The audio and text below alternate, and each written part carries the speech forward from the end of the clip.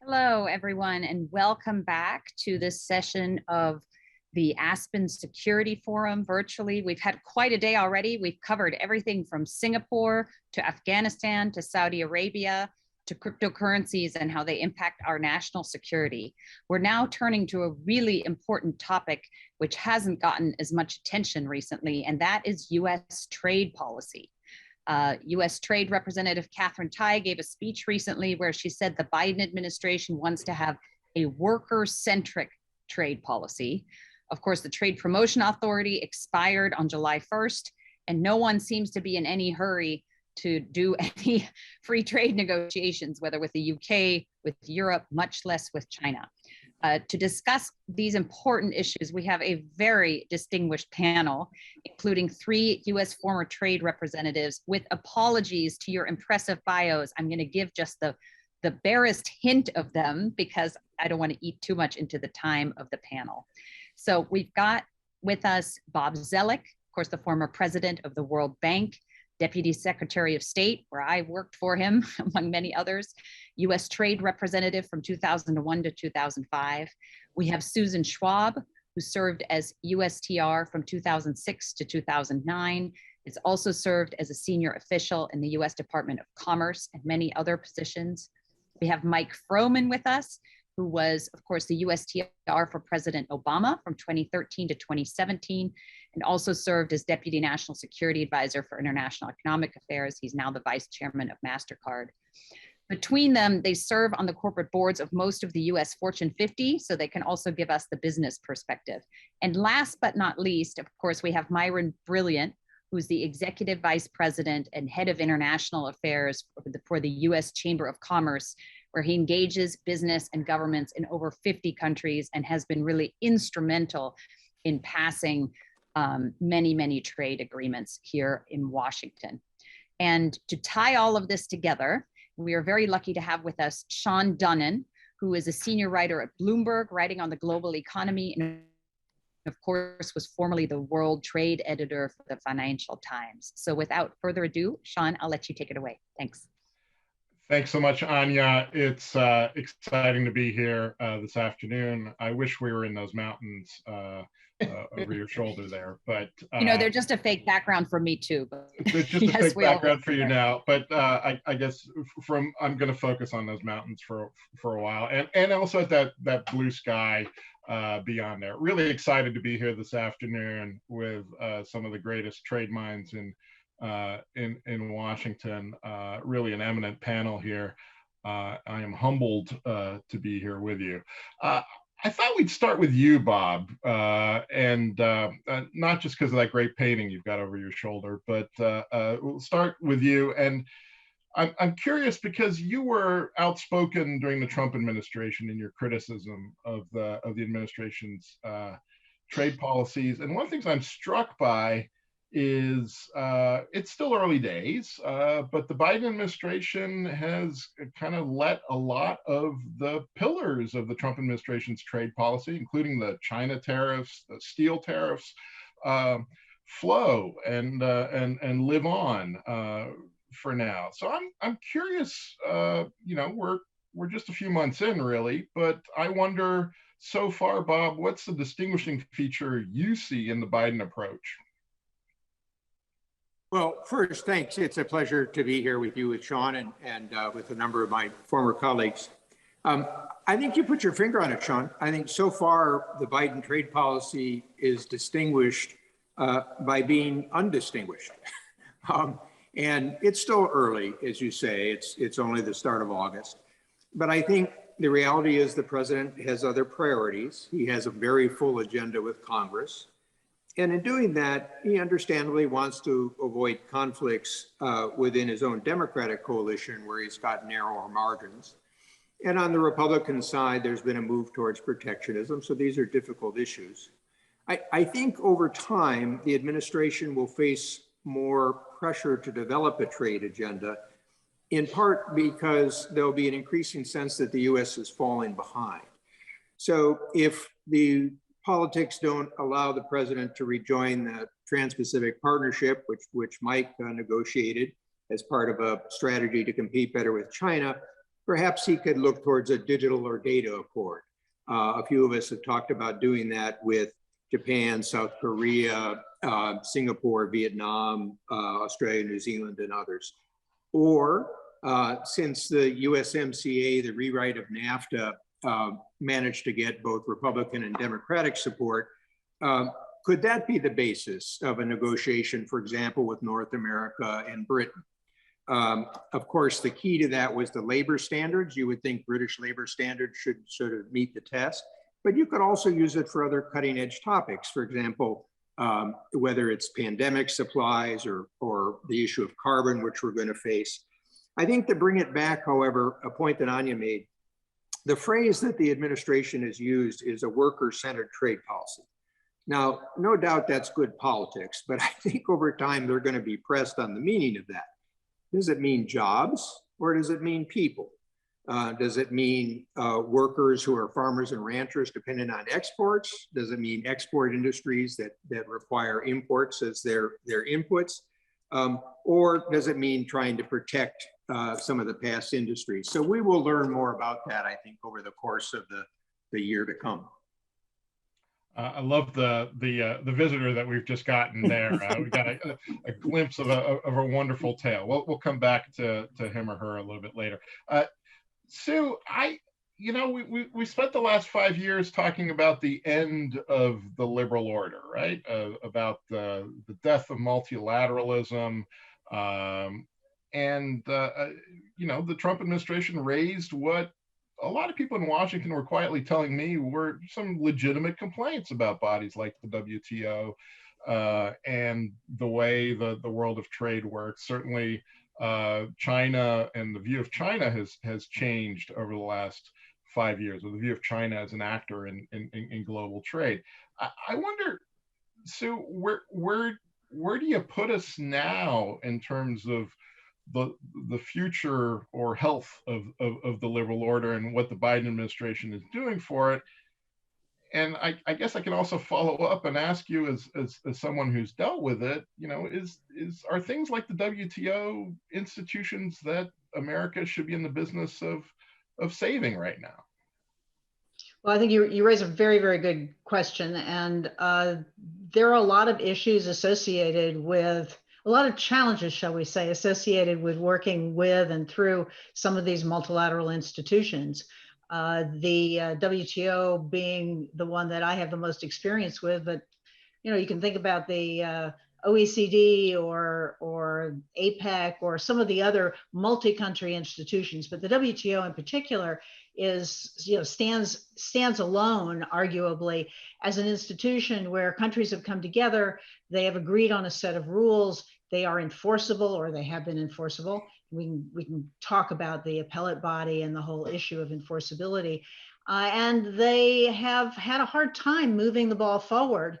In the case of the WTO, since 1993-94, the last time we had a major multilateral trade agreement, global multilateral trade agreement. There have been a couple of significant multilateral sectoral deals since then. In the technology space, for example, and also in trade facilitation. But in terms of the Doha round, for example, we just couldn't get it done through 2 administrations.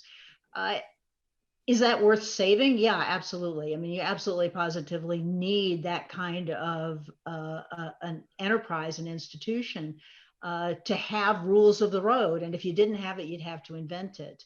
I think we need to take it more seriously. And there are some serious issues associated with trying to do business there, the appellate body being one. Enforcement is a critical element of the WTO.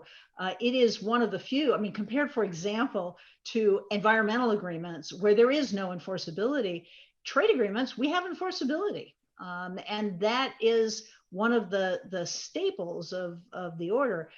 However, we haven't done enough, I would argue, to monitor agreements and then to enforce them.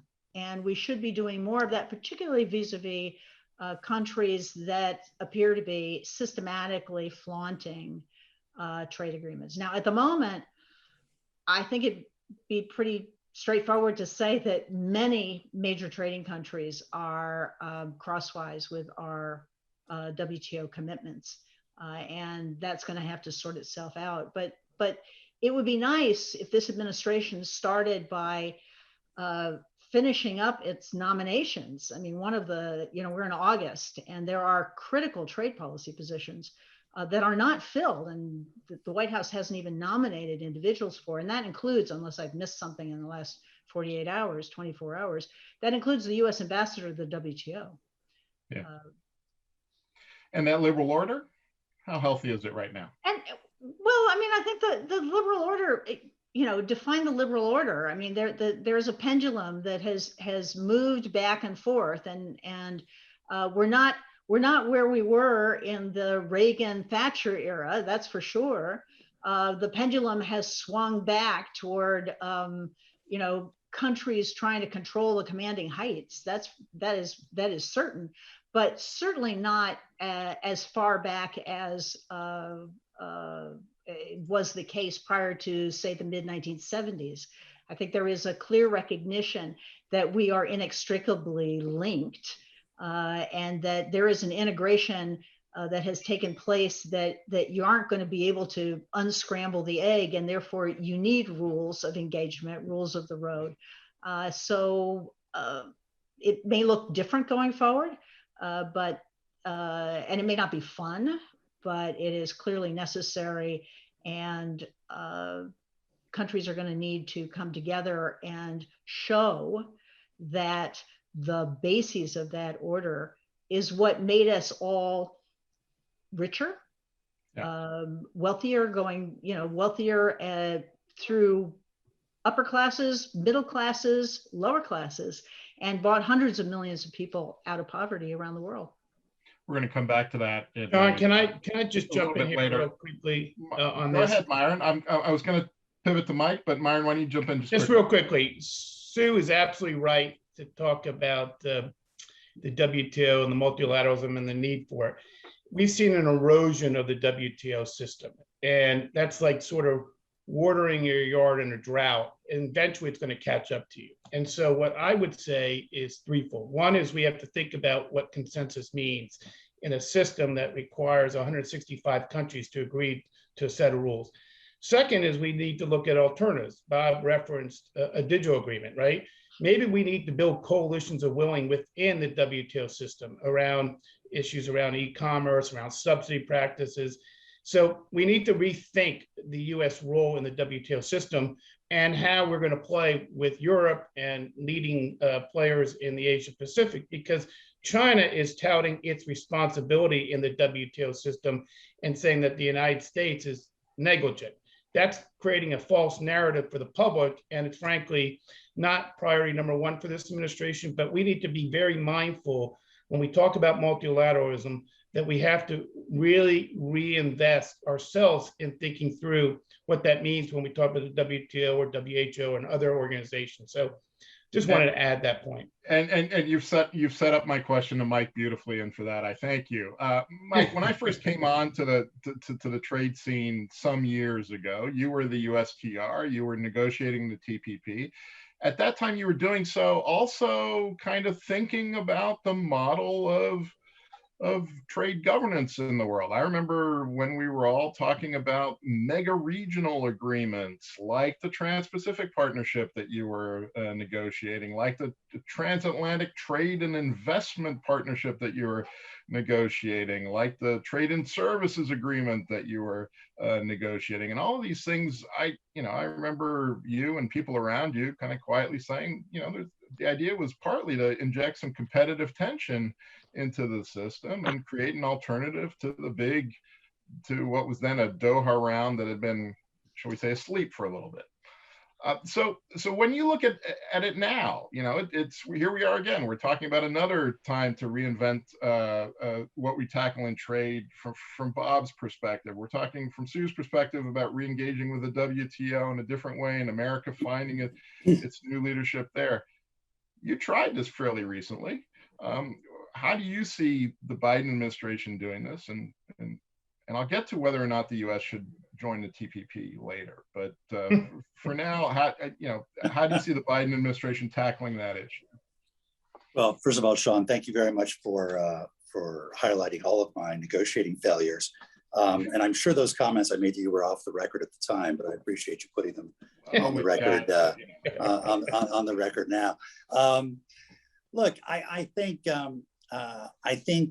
there's a tendency for people to be focused too much on the future of the WTO versus the WTO of the future.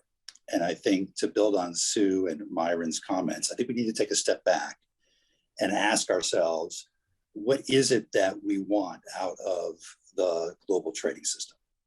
Do we value a rules-based trading system? Do we value enforceable agreements? Are we willing to give up a certain amount of sovereignty in order to constrain the sovereignty of others? Are we willing to engage in a dialogue about the regulations of other countries, whether it's around science-based agriculture or intellectual property rights or labor and environment? And I think the assumption that the route of travel along that line towards greater and greater globalization is linear is probably wrong. And we may well have taken a step back in this country and in other countries, by the way, with increased nationalism, with increased focus on localization and on local champions, that we need to revisit that question. And until we create or identify a political consensus around those issues in capitals among political leaders, I don't think that the notion of reform of the WTO is likely to progress very far, because we need to have a fundamental sense of what we're willing to live with in the multilateral system to begin with.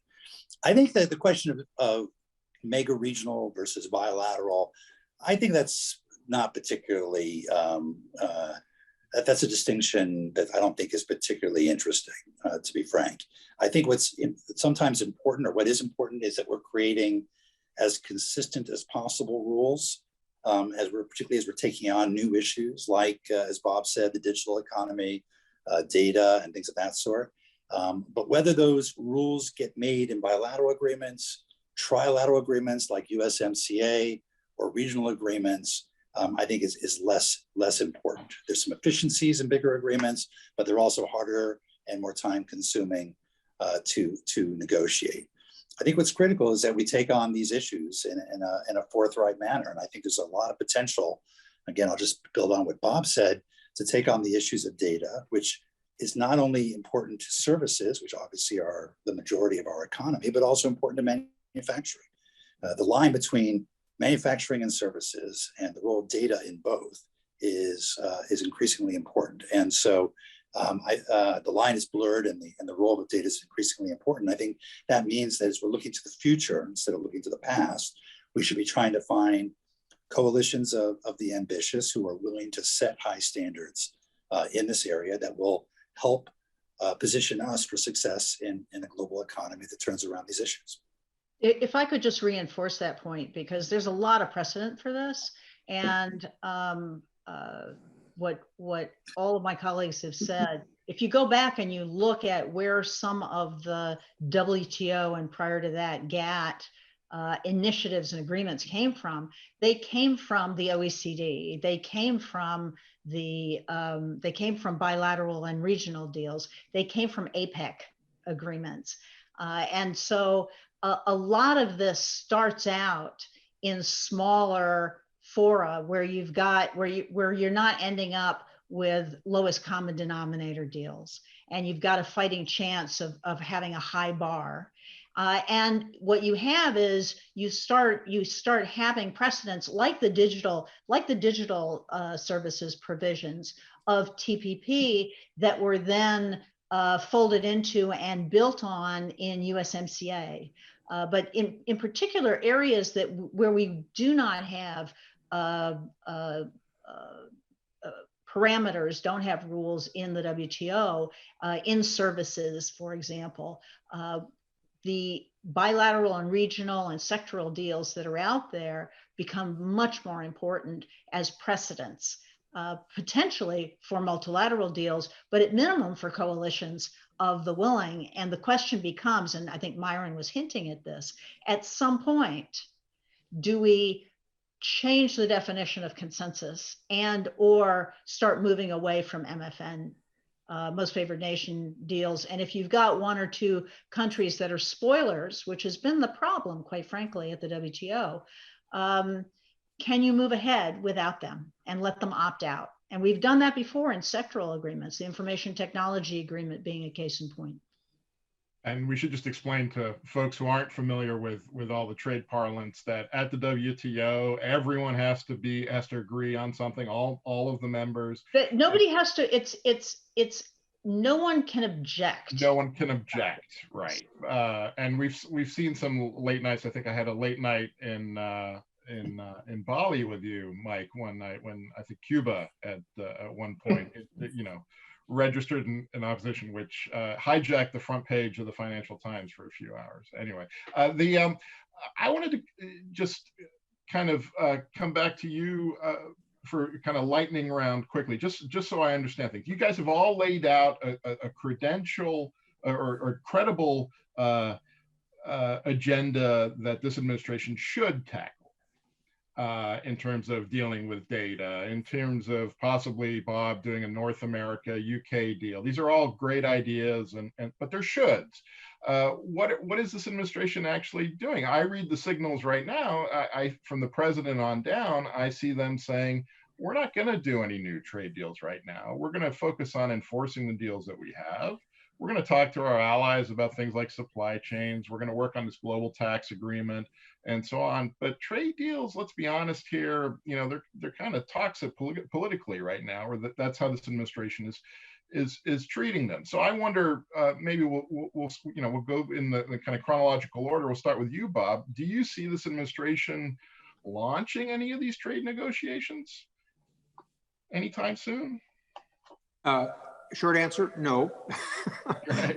And I think they're going to be very cautious for the reasons that I mentioned. But I think if for this forum, if we look out over a year, I think they're going to get some pressure from their foreign policy team, because there'll be increased worries about whether the United States is competing or even present in Asia. And so it'll be the China issue. And of course, part of that strategy is having effective ties with the EU, so you can work with the EU on some of these questions. There's a bigger element too, which I think all of the other panelists have commented on. Traditionally, because the US was a cutting edge economy, our negotiators tended to be in the forefront of developing rules and standards for new issues. So whether they're services, IPR, environment and labor, or now data and digital. That was reversed in the Trump administration. Right. And so the question will be, who will come up with those rules? And just to pick up on what Mike and Sue had said, if you look at the Trans-Pacific Partnership, it was with 11 other economies, 6 of them we had free trade agreements with. So people were familiar and were comfortable, including with environment and labor provisions, which at the start people were very fearful of. So that's normally how the US builds activity in this. Now, I think in the absence of the government, and this is an area that Myron may be able to comment on, I think companies will have to come up with some effort on standards in some of these areas with digital and data, but they're likely to have a lot of friction with countries. I mean, you saw this also in the tax area. And this is where you also get the interconnection with other issues. So in November, you've got the Glasgow Conference of Parties on dealing with climate. Well, that's going to raise the issues of carbon prices, carbon taxes, and carbon border adjustment. How will that fit with trade? We'll have to see where we are with the pandemic. And that's also an issue, as we saw at the start, with moving of healthcare supplies and also sort of vaccines. I think a year from now, however, the bigger picture will be, you'll be focusing on the midterm elections. Yeah. And then, of course, the question is, will the debate focus on the fear and restrictions, or will it start to come back to the idea that the US needs to assume a leadership role in this? And for the Republicans, that's a question of whether Trump will be dominant or whether they need to reinvent. And for Democrats, I think the question will be whether some of these transnational issues, climate, health, other environmental topics, will they press people to think of a 21st century internationalism? Because a key point I just want to emphasize that Sue made, which is that, we have an irony here where on the one hand, you've got one system in the trade area that has rules and dispute settlement. Everybody keeps wanting to apply something similar in environment and health and other areas, but it doesn't yet exist. So we're undermining the heart of the system that in a sense people want to expand. And that goes back to this question of globalization. And what I just underscore on this, I would separate the difference between the phenomena of globalization, which are not going away. If you think about pandemic or climate or economic issues or others, and the governance of the system. And what we're talking about here today is other ways to sort of reestablish the governance of the system. Yeah. So Sue, just quickly, are we going to see any active trade negotiations from these guys anytime soon? I'm inclined to agree with Bob at this point. Not anytime soon. I at the moment, we haven't seen a trade policy, or maybe we have seen a trade policy, and the trade policy is not to do anything except a more polite version of what the Trump administration was doing. We're getting along with allies, but are we accomplishing anything with them? Hard to know. We don't have all of our key government officials in place. I made that point earlier. We don't have trade promotion authorities, so there's a limit to how far we can go, our administration can go, even if they wanted to, which they don't appear to want to. And you can't be much of a player. You're not going to have a whole lot of clout in the system if you aren't engaged actively in credible negotiations. I mean, it seems to me. I think if you're looking for an indicator going forward, let's see what happens with the whole area of carbon tax, because is that an area where we and the EU will be getting along, or we in the EU will be at loggerheads, and us and we in the EU versus China. That is going to be an interesting exercise, it seems to me, that obviously is in the environment space, but it is also in the trade space. So that will be an interesting one. But in terms of the administration's trade policy, I harken back to, and Mike may want to speak to this issue or may not want to speak to this issue, but it took until 2011 before the Obama administration had what I would argue is a trade policy. And so sometimes it just takes a while. Sometimes it takes getting past a midterm or a presidential, another presidential election. Hard to know. My guess is there's some debates going on within this administration, within the various factions in this administration, factions of the Democratic Party over this issue. And I think the foreign policy folks so far are losing. So, I mean, it's interesting that you raised the first term of the Obama administration. There's a real analog there in terms of both this administration and the Obama administration came in the middle of a global crisis, right? Exactly. The global financial crisis in 2008, something that was actually kind of dominating thinking and dominating the agenda. And here, obviously, we have the pandemic. But Mike, quickly, I'm not going to ask you to respond to that necessarily, but I am going to ask you, are these guys actually going to negotiate any trade deals? Well, first of all, you answered, you keep part of my answer, and not surprisingly, I have a slightly more charitable view of the administration than Bob and Sue.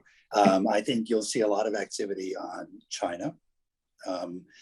You'll see activity on the implementation of USMCA and the enforcement procedures of USMCA. I'm not at all worried that TPA has expired. I think it's, as Sue and I have long debated, I think it's an area where a lot of political capital is often spent unnecessarily until there's a clear idea of how it's to be used. And I think in terms of an affirmative agenda, there'll be a real effort to make sure whatever is done is, in their view, worker-centric. Of course, many of us thought opening foreign markets to US-made exports was worker-centric as we raised labor standards abroad. But there will be a deeper look at making sure that the provisions being negotiated inure to the benefit of American workers, which I think is properly at the heart of the trade policy as well. I'm confident that over time, they'll re-engage in US leadership, including in Asia, and they will find ways of having an affirmative agenda that meets the values of this administration. Shawn, Myron, maybe is I this can all jump good in. enough for the Myron? Is this all good enough for the business community? Well, no, it's not good enough. There is a trade hesitancy, but there is conflict, as Sue and others have suggested, within the interagency process. There's certainly those in the foreign policy and national security camp that recognize that we can't sit still on China policy, and also that we can't sit still on engaging Europe on some of these issues and other partners. I would just add a few points.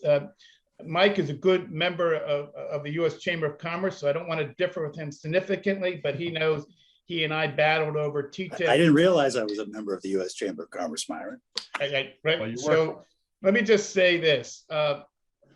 First off, there are opportunities that don't require a trade agreement. Yes, there is the UK negotiations the Trump administration started, and even Kenya trade negotiations that frankly would have been the first trade agreement with Africa, and we're behind those, and we hope those go forward. But in the short term, there are opportunities. The Boeing Airbus dispute being resolved was a good starting point with Europe, but we can go further around the 232 national security tariffs that were put on steel. Let's remove those. There are tariff exclusions. Without getting technical here, there are 4 lists between China and the United States. We're not going to touch list 1 and 2 that deal with some of the technical and emerging technologies, but list 3 and 4 deal with apparel and consumer goods. Frankly, our consumers are paying a higher price. Inflation is driving up the price, but the tariffs have driven up the price. That's in our interest to resolve. And I've heard from the Chinese, there's an opportunity there on tariff exclusions, which would benefit not just manufacturers, but consumers and others in the United States. It would seem to me that would be a job creating message, right? It would create opportunity back in the United States. There's no question, as Mike and others have said, there is a worker-centric policy that the administration is putting forward, but it sounds very defensive, Mike, when you start talking about enforcing organized labor standards at the border, right? That's very defensive. It's hard to project America leadership with Vietnam or Southeast Asia or other countries who do not sit on our border. The advantage of negotiating USMCA, even though we didn't like everything in it was a integrated market, right? Borders with Mexico, Canada, we already had essentially all the tariffs eliminated with certainly Mexico and 99% with Canada. So when we started updating and modernizing the rules, whether it's dealing with rules of origin, whether it's dealing with other issues, that was much easier in the context of Mexico and Canada, who are integrated partners. Not that Canada is an easy trade negotiator.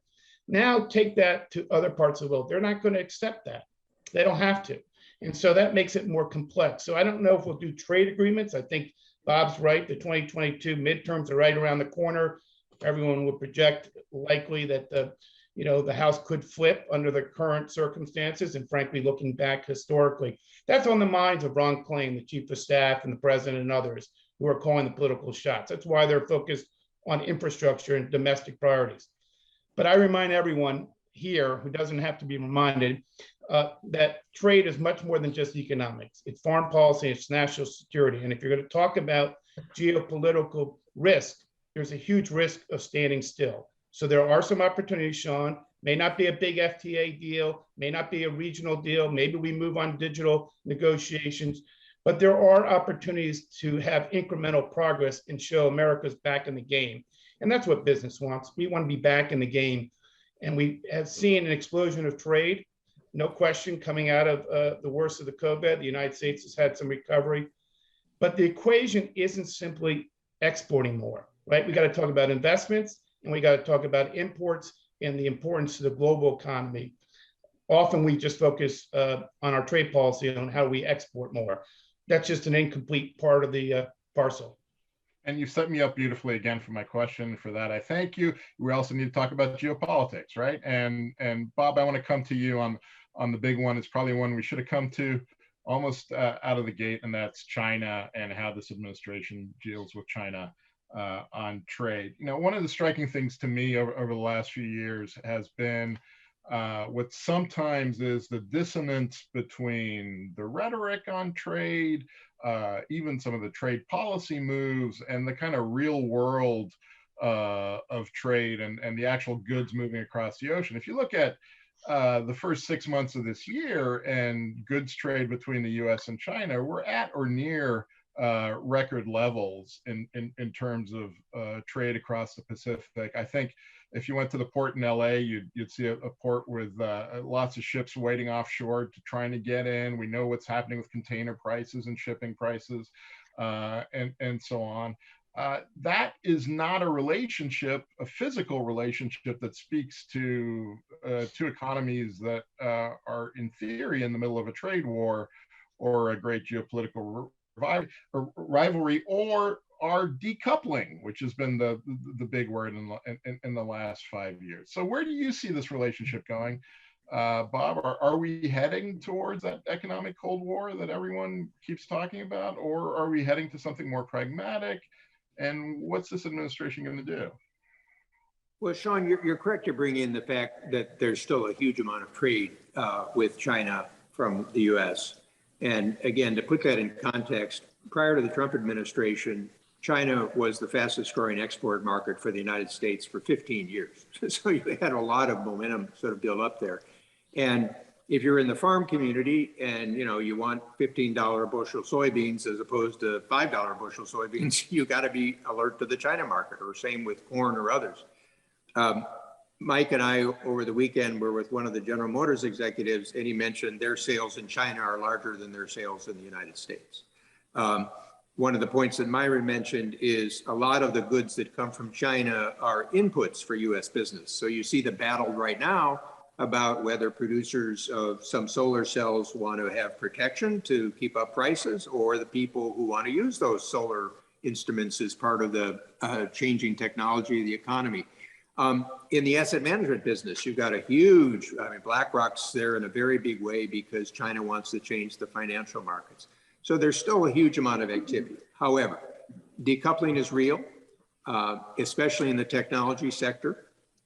Coming out of the Trump administration, both sides raised their tariffs to about 20%. That has shifted trade to other places. So it doesn't mean a lot of the goods came back to production in the US. A lot of it, for example, shifted to Vietnam. The cross investment is under stress. You can see that in the daily papers. And in general, the Biden administration kept the tariffs, added to some of the sanctions, is using export controls, various investment restrictions. So I think the real answer to your question will depend on what our objective is. Is it greater reciprocity, in which case we want China to open up? Is it to cut off? That's the opposite of trying to open up. And how much are we willing to hurt US businesses and workers and farmers and consumers to achieve an end? The other important thing, as I've alluded to about with China, is you have to keep it in mind the larger Asian and global economics. You can't contain China. And whether for geopolitics or economic reasons, if you want to work with your allies and partners, they will share some of our frustrations with China, but they don't want to cut off relations with China. So you have to figure out how you're going to sort of walk that line. And a point that we've mentioned is you can't negotiate standards and rules of the future if you're not at the table. So this brings us right back to sort of the TPP or the digital issue. I think on the technology, that's the one you're going to see the greatest decoupling. There are real security concerns, but the challenge here, and it's one that Anja has written about, is do you target key links or is there the risk of overreach? So for example, in semiconductors, my own sense is you want to control some of the sensitive tools. That doesn't mean that you want to control all chips, which, by the way, chips are part of the big first phase trade agreement that Lighthizer negotiated for Trump. Certainly some in the area of biotech, some of the area of AI and quantum. But I think all of us have seen that national security justifications can be perverted to lots of uses. And I think Sue mentioned in the case of Europe, one of our problems with getting back in a cooperative fashion with them is they don't really think they're a national security threat to the United States that justified aluminum and steel tariffs. So even within the Chinese agenda, I think the question will be, will the administration decide that without looking soft on China, it can negotiate some of these items to overcome some of the problems? So to take intellectual property rights, when you actually look at the chambers of the United States, American and European chambers in China, they mention IPR less often. There are new IPR courts set up in China that fine for foreigners about 85% of the time, but the penalties aren't high enough. So should you be negotiating higher penalties? For forced technology transfer, I think that's a temptation when you have joint ventures. So do you want to negotiate reductions in joint ventures? But as these examples sort of suggest, Shawn, you have to get into the nitty-gritty details of each of these areas. And if you want to decouple, that's a very different approach. Yeah. So, I mean, one of the things the Biden administration has talked about a lot is, or the president has talked a lot about is creating alliances, working better with allies to deal with China. And, that's been one of the features of the conversation across the Atlantic, certainly, and at the G7 and in other venues. I wonder how easy or how real are those alliances going to be? We all have differing interests, don't we? I think that's right. I think the answer is not easy, but not unrealistic. I think that there are a lot of work.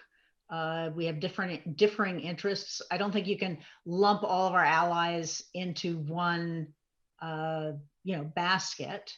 You can't even lump the Europeans into one European basket. You've got differences of opinion between various Europeans, certainly various Asian economies. You're going to have differences of opinion between, say, Japan and Indonesia, or Korea and Japan.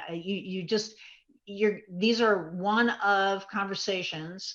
And you're trying to find areas of mutual interest, and there are areas of mutual interest. When you start talking, I mean, let me take one for example. The wolf warrior policies may play well at home in China, but Chinese coercive diplomacy isn't playing well in the rest of the world. And for example, there's a really interesting study put out by an Australian think tank that documents over 150 examples of this in the last 10 years. And it's against countries, it's against individuals, it's against groups, it's against brands. There is an area where you have a commonality of interests, and clearly an area where countries could come together, and you could come together at the WTO. These are all, virtually every one of them would be a WTO violation. And in fact, Australia has gone to the WTO. Canada has been hit, Australia has been hit, the US has been hit, and so on. So that's a for example where you should easily be able to find common interests and common activities. And so that's what you look for. And in the area where Bob was talking about the potential for decoupling, a sort of a selective decoupling where you can find consensus, or consensus being the wrong word, where you can find the key actors in certain technologies and see if you can pull that together. That is the nature of the conversation in certain semiconductors and semiconductor making equipment, for example. And it really is one of a lot of nitty gritty. And we'll see how it plays out. I mean, ultimately, I think you see a sort of a settling into a new normal. Again, selective decoupling, trusted partners. Different countries, we're not going to be able to make everything. Yeah. Going to want to work with trusted partners. Those trusted partners are more likely to be able to, willing to go along with selective sanctions as well. So I think it is a variable geometry, as it were. Shawn? Yeah, I mean, it's interesting. When I was thinking through your responses on trade agreement models and what we're going to see, actually, the administration, to its credit, is having some negotiations, so just around creating, supply chain friendly supply chains, or around chips, as you said, and semiconductors. Mike, part of the strategic case for the TPP was, we're creating an alliance to kind of stand up to China, or that's certainly how it was sold on the security side here in Washington. Does that still hold? Is that where this administration should be looking? Well, as I've often said, I think the decision to pull out of TPP will be seen historically as one of the greatest strategic blunders of recent times by the United States. Having said that, I think we all have to recognize how the politics around trade have evolved. And I just think generally in this conversation, we shouldn't dismiss politics. We dismiss politics at our peril. And it's important to invest domestically. It's important to address the current economic crisis. It's important to build a more fulsome social safety net if we're going to have the support of the American people through the electorate to engage in a proactive trade liberalization policy. So if anything, I think past administrations, Democratic and Republican, have not paid sufficient attention to the domestic part of this agenda. Look, I don't hold out any great prospects that the U.S. is suddenly going to flip and rejoin TPP in its current form, but I do think there are a lot of disciplines out there that are very much in our interests and very much reflect our values. And whether they're reflected in the CPTPP or the US MCA or in various bilateral negotiations, I think there's a role for us to play in building on that and pulling together countries under our leadership to show a alternative set of mechanisms for countries that really do want to live by a set of high standards. And I could see a number of different ways of going about that, but whether it's building on the work that Singapore and South Korea and Japan and Australia and New Zealand have done, whether it's taking parts of USMCA, which drew heavily from TPP, and adding other countries to it, or taking the text and certainly replicating it elsewhere, and asking countries whether they're willing to sign on to those sorts of standards is a good way for the US to reassert leadership, to re-engage with the world, and to do so in a way that is based on a degree of bipartisan consensus. I want to, Myron, just quickly, do you want to weigh in? And then I want to come to sort of one closing issue before we open up to the audience. I'm not optimistic short term on TPP. I agree with Mike. The politics don't line up. However, I think that there's an opportunity in the digital space to do something as Bob outlined initially. I think we all agree this is a huge opportunity to align with Japan, South Korea, and others. We issued a decoupling report, which demonstrated the cost. We focused on 4 sectors. Shawn, you and others reported out on it. I think we made the case that decoupling in the extreme is just not practical for China, the United States, or the world economy for any number of reasons. What I would simply say is there are things that the United States should do. We should hold China accountable to the phase 1 deal. Why aren't we talking about, I don't love the deal, but why wouldn't we hold China accountable to the purchases they required and the market access issues that were addressed in the phase 1 deal? And of course, we want to go further. No one's really talked about going further, but we want to get at the structural issues. Bob outlined, he's right. IP in its abstract form is not the big challenge today. Forced technology transfers are, but subsidy practices, getting to the heart of the SOE sector and the model is a challenge because China is not prepared to go that way. But if we were aligned more with the Europeans and others, we might get there. But there's problems even with the Europeans. Just talk to our technology companies. The Europeans have introduced this tech sovereignty concept.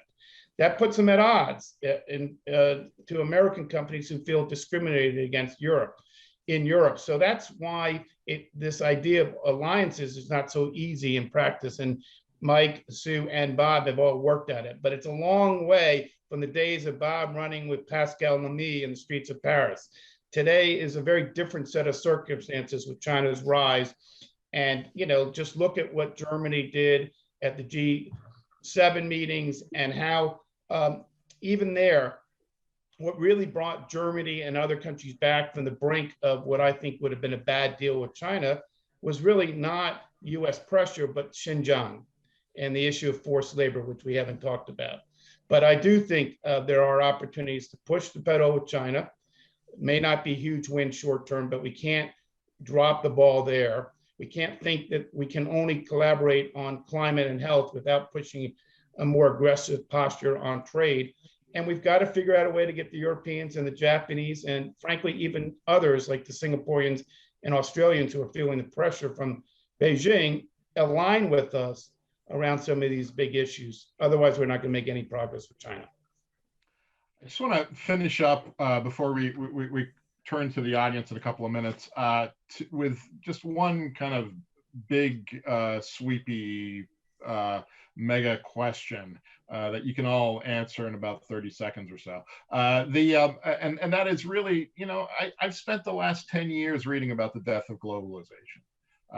Every year it feels like there is some magazine cover or you know, august essay somewhere proclaiming the end of globalization. I think of globalization more as a phenomenon than as a policy choice, and it's something that, a force that has been with us forever. You guys have all talked about this a little bit, but where are we in the history of globalization? And we could go for an hour on this. I'm going to ask you to go for a minute instead. Bob? Well, as I mentioned, I think that the phenomenon are continuing, you know, COVID, climate, migration, international economy, you know, internet, the governance is fraying, as we discussed, particularly with the WTO. I think the basic tension is one that Mike put his finger on, which is there's pulls in all countries for sovereign autonomy, even autarky, versus the cooperation for interdependence and retaining national choice. Just one small point in the trade area many people don't recognize. Even in the WTO, countries preserve their ability to make their own choices. What they've agreed to is a set of rules that if they violate the rules, the other party can take a counteraction or you negotiate. So countries are never stopped from doing what they want. They just agreed to a system. I think one other last item to watch out for in this area is the risk of regional fragmentation. If we lose basic standards and rule setting system, you might see a world where you get dominant regional economies, US, EU, China, that set up rules and we slip into a world of blocks. Sue? I agree with what Bob has said. I think globalization, it is a phenomenon. It's here to stay. We see it in education, people taking classes all over the world. We see it in information technology. We see it in entertainment. And we see it in manufacturing and services and a whole variety of versions of commerce that are simply not going to go away. We may have seen, and we will continue to see, some additional trade-offs in terms of efficiency versus resilience, with a more of a weighting toward resilience post-pandemic. And I think that will continue. But the fact of the matter is, there are companies and workers who clearly benefit from global trade and from global manufacturing, global transactions and services, obviously agriculture. And that's not going to change anytime soon. Mike? Look, I think it's there's a push and a pull, and I think it's unclear what direction we'll go in from here. Certainly, it's a phenomenon. There are lots of forces in favor of further globalization. On the other hand, I think governments are increasingly asserting themselves into the economy and feeling, though, that they need to have more sovereign control over key infrastructure, key elements of the economy, and that puts pressure on further localization, for lack of a better term, in many sectors. And I think that's something that companies are going to have to deal with, is understanding how to pursue their business models or alter their business models in a way that allows them to show up more locally in the countries in which they operate, because working from one center and relying completely on openness and globalization is probably not going to serve them well going forward. Myron? Shawn, you know, the great philosopher Jeff Goldblum said in Jurassic Park that life finds a way, trade finds a way. We're going to continue to be trading. The world economy relies, 60% on trade, but it is changing. It is evolving. We haven't talked enough in this program about reskilling our workers, because we're not going back to the days when we dominated manufacturing in 1979 or even in 2000, right? We may still be very relevant in design and in research, but we're not as relevant in large scale manufacturing. We don't have 40% of the, the United States workforce dependent on agriculture. It's like 2%.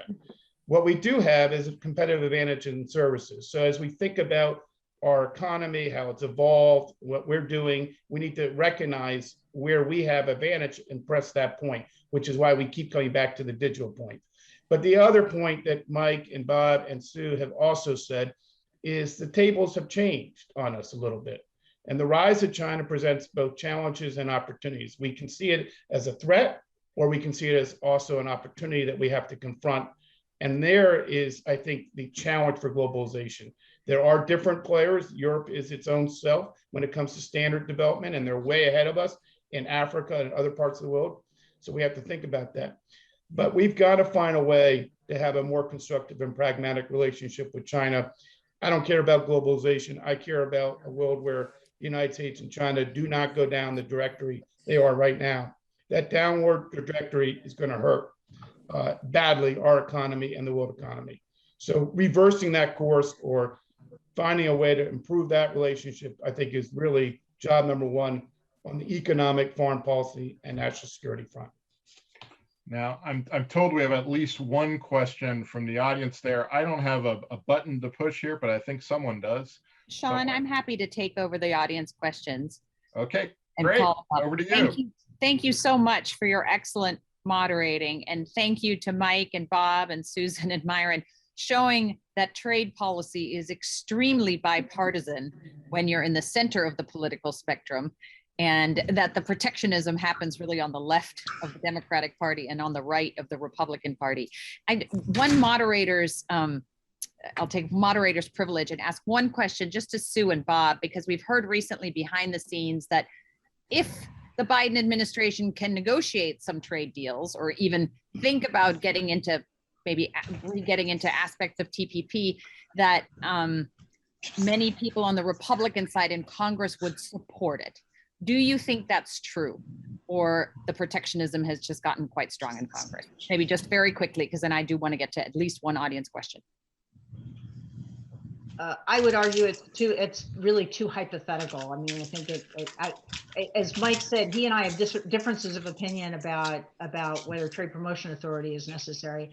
I believe very strongly, and you have a split, by the way, with former USTRs on this question. The ones who worked on the Hill believe you need trade promotion authority or some version of it, and the ones who haven't worked on the Hill don't think you need it.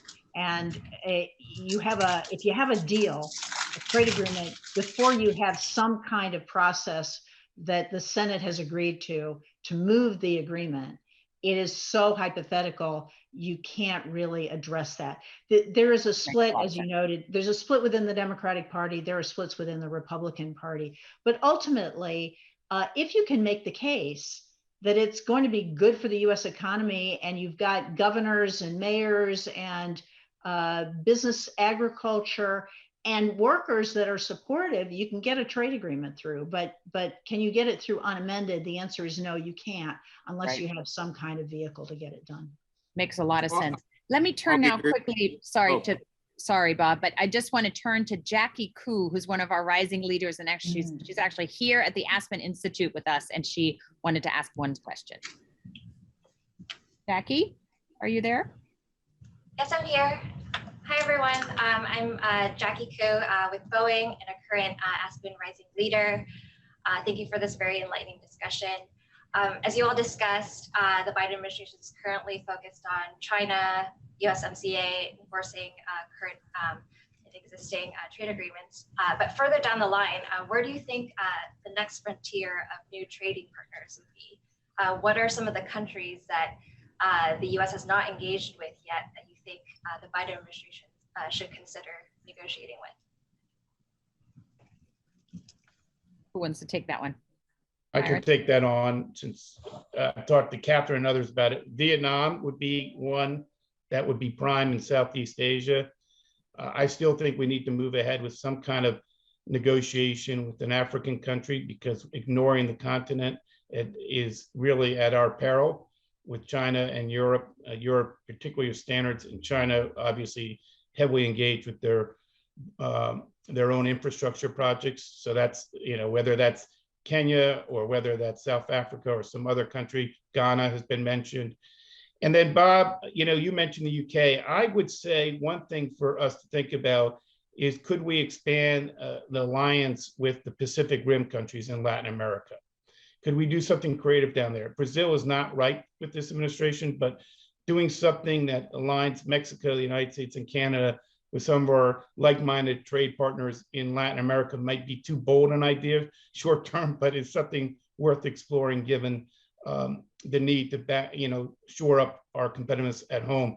And the only thing, Anja, I'm going to end with is industrial policy is moving in our country. And I didn't say this earlier. It's something for us all to think about what it means for trade policy, but what it means for our competitiveness as well. That's right. On that note, I think we'll have to end it, but thank you all so much. This was really a masterclass in trade policy. The country is lucky to have had three of you and Myron from the sidelines helping with this important economic policy. And thank you for being with us today. Thank you, Shawn, for excellent moderating. Thank you. We now, without any break, will turn back to Asia. We began this morning with Asia, with the Prime Minister of Singapore, and we want to turn back to our